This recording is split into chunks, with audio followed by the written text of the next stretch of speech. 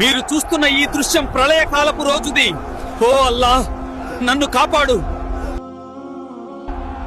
ఇక్కడ ఎవ్వరి పరిస్థితి బాగోలేదు. అందరూ చాలా భయంతో పరుగులు తీస్తున్నారు. నాకొక పుణ్యం తగ్గింది.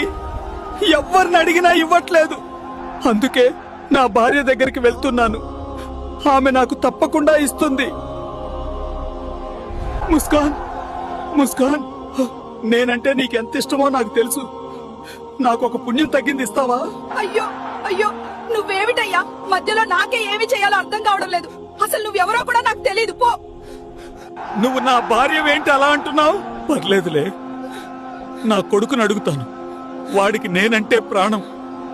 అరే నాన్నగారు,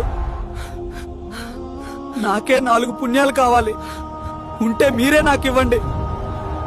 అరే అస్లం, నువ్వు నా కొడుకువి కదరా. అరే అబ్బాయి, నాకు ఒక్క పుణ్యం, ఒకే ఒక్క పుణ్యం ఇవ్వు బాబు. నేను స్వర్గానికి వెళ్తాను.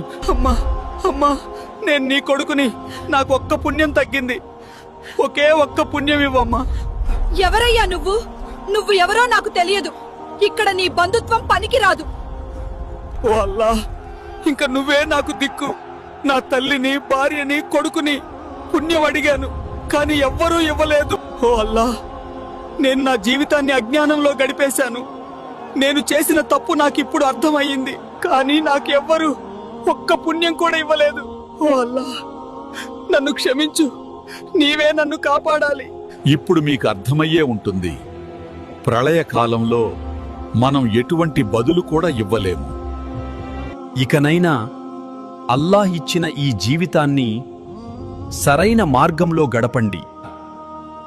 అల్లాహ్ మనందరికీ మన జీవితాన్ని సరిచేసుకునే భాగ్యాన్ని ప్రసాదించుగాక. ఆమీన్.